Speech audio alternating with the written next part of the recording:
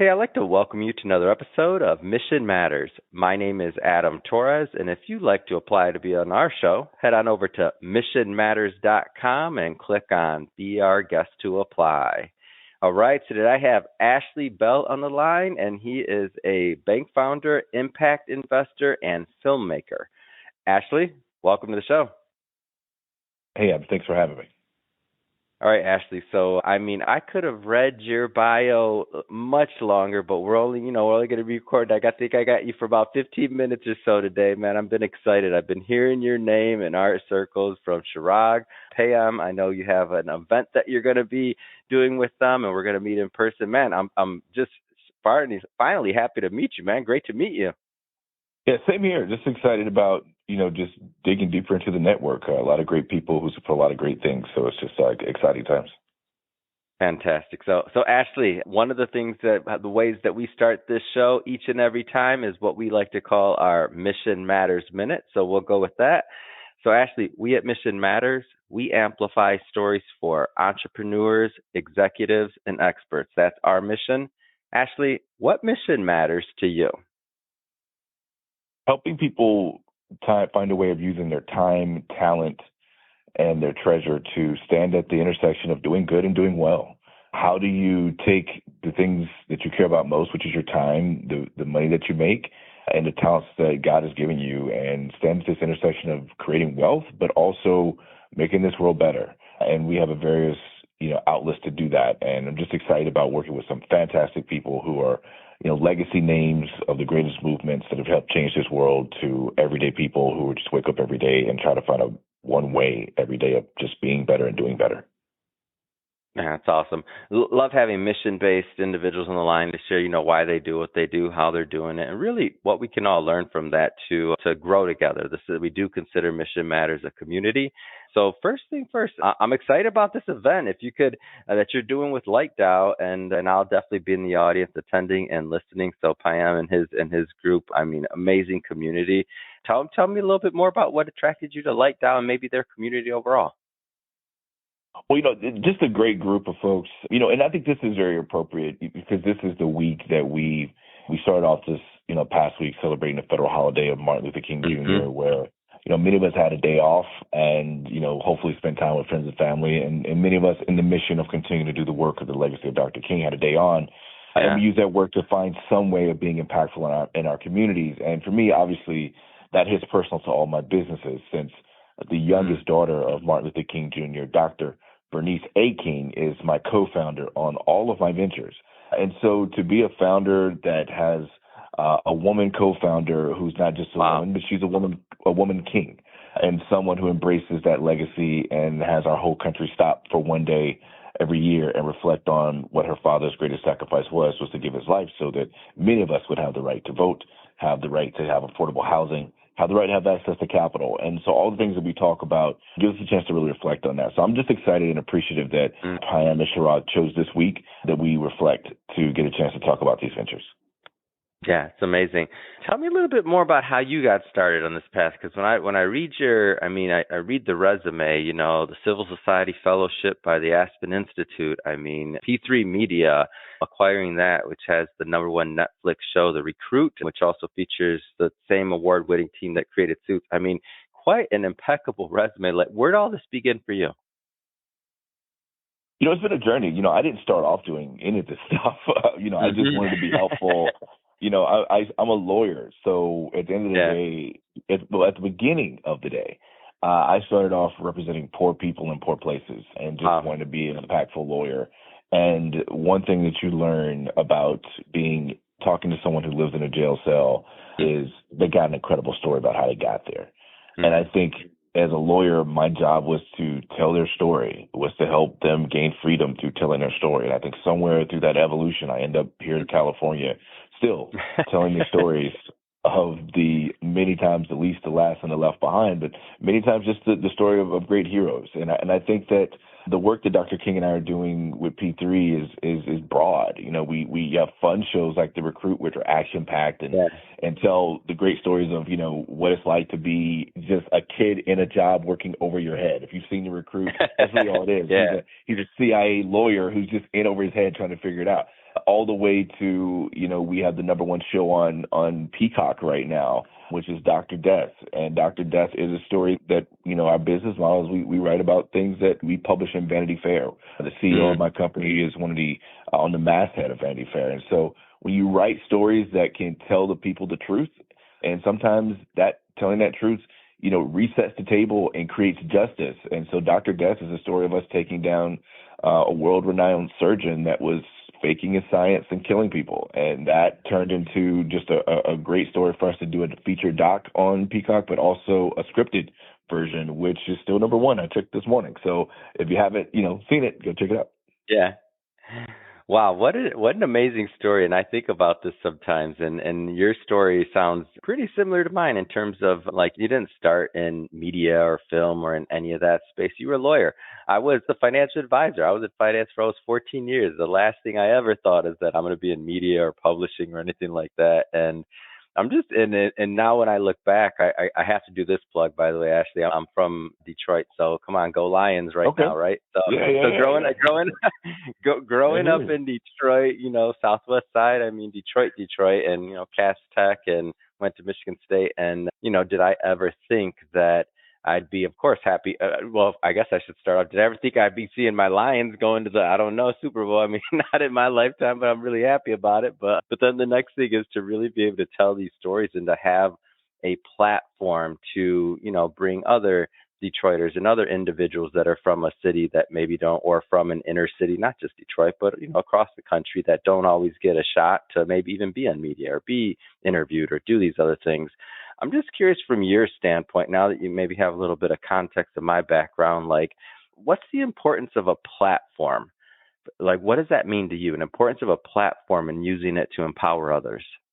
The reason that Dr. King and I bought P3 was we needed a platform. I mean, there's a lot of people who want to start a production company from scratch, and it's hard, right? Because it's hard to create, only so many Tyler Perrys, man. That's hard. Yeah. That's hard. Only so many Tyler Perrys.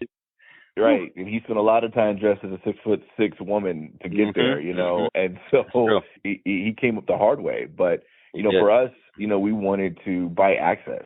So we raised the capital to buy P3 because P3 was embedded inside of Disney. And we saw that being incubated in Disney and seeing the stories of Pixar, of being the small, company that gets brought inside, we saw a path that the Disney platform for us, having a first look deal with them and having our offices inside the Burbank office in the animation building, on the set, gave us the platform we wanted to have the credibility in the space to create these types of shows. The platform is everything. Credibility of the platform is everything, because I literally just left Sundance last night, and it's just so when you're surrounded by people that do independent work like this, and that's my business model. I like to independently fund my films so I can control the content in the series.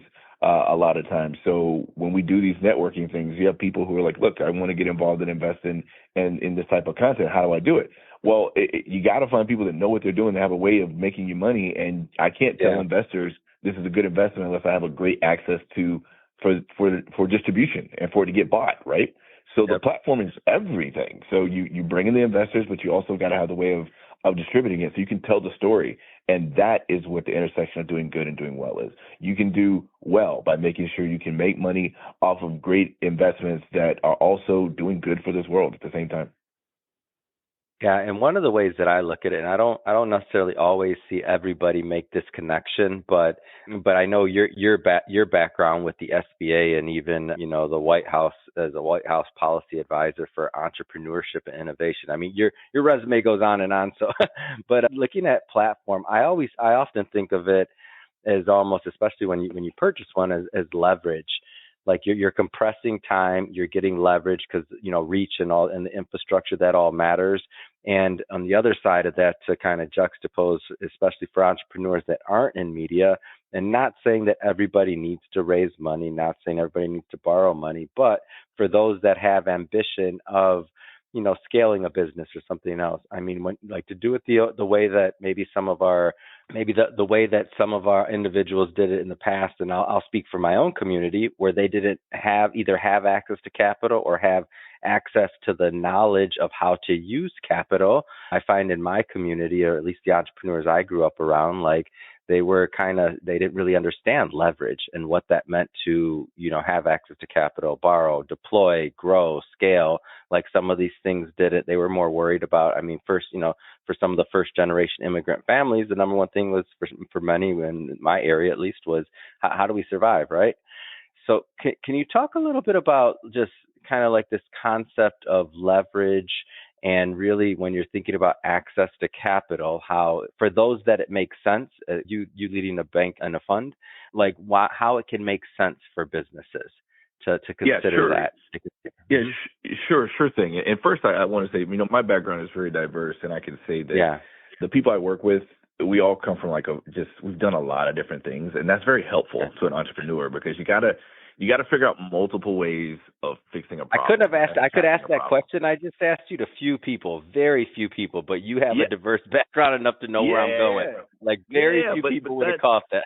and having a diverse background from being a lawyer to working at the State Department, at the White House, all that just gives you different ways of solving problems because you get put in completely different circumstances with completely different rules. And so when you talk about, debt and leverage, that's really just two different worlds that have two different, just ways of looking at things. So like from a banking side, and you're right, I ran the Small Business Administration for a fourth of the United States. And from a traditional debt perspective, a lot of people shy away from it if you think like, well, banks don't really want to give me loans unless I can prove I don't need a loan, right? And that's usually the rule. It's like, I got to show them I don't need the money and then they'll give it to me.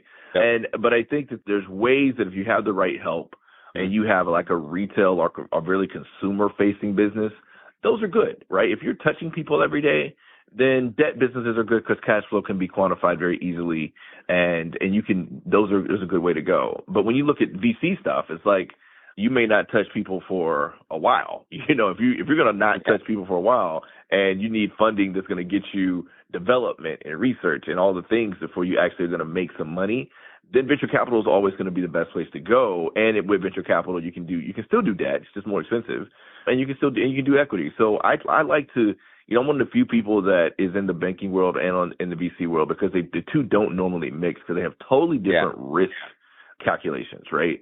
Banks are far more conservative, but for some businesses, especially in the retail consumer-facing world, they're great because SBA loan is the government guarantees your loan. Like, the government goes in with you and basically says, look, if this goes bad, then we'll pay for it. And that's a risk that makes the bank want to, not mind taking a risk on you because you want to start a new pizza shop or you want to start a new just whatever, car detail shop or whatever it could be. That's fine because the government's going to back you on that. And then we help people do that. We want to help people understand how to make that process simple. But at the same time, for venture capital, it's a tough world out there. And that's why I appreciate Payam and Chirag and the groups that like this because, there's a lot of venture capitalists out there who might not have the ethics that have to come with banking that I like, because some people just want to come in, tell you they'll fund your business and not have the best intentions for you. So finding good people who actually want to see their founders succeed, who don't want to take advantage of them, but want to see them do well because they know their mission is going to make the world better. That is a growing niche in the community, but one that can never be big enough because far too many times people shy away from taking VC money because there's a trust factor there. They're rightfully so, just because so many stories have been told about people not wanting to do the right thing for the right cause. That's great. Last question. I really do appreciate you coming on, and we won't go coming on. I know you just got off. I think you just got off a red eye, right? I just got back from Sundance this morning. So man, that's why you sound good. You didn't sleep. You just came from Sundance. That's why. Okay, no. All right. Well, we don't last sleep question. Here, man. We don't sleep here at all. So, last question.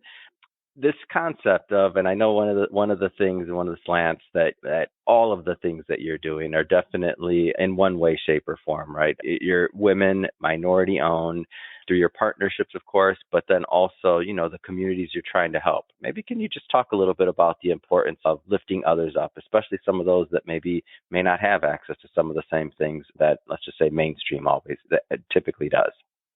Yeah, for sure.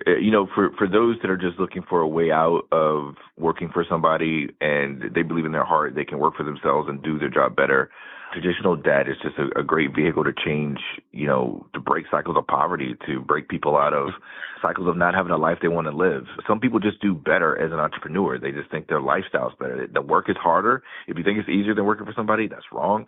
But if you think Anybody? No, Master. You haven't listened to my show yet. I'm sure you will, but one day. But no, we don't talk like that over here. We know it's grimy. It's always I'm like, why?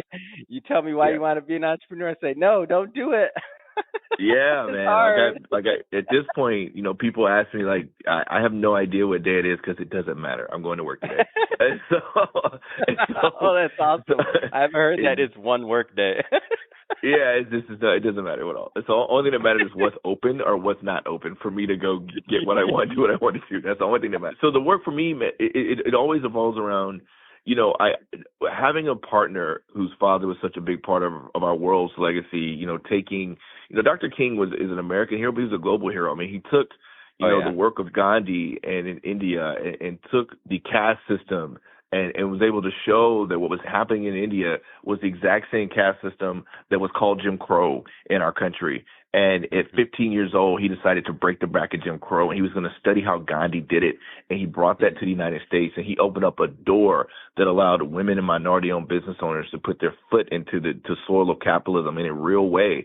Because, just to be honest, our country has yet to truly practice capitalism. We still live in a counterfeit capitalist system to where if you don't give access to everybody to have the same shot, then that's not really capitalism. That's not really giving a free market freedom unless you give people the freedom to get access to the capital they need to chase their dreams.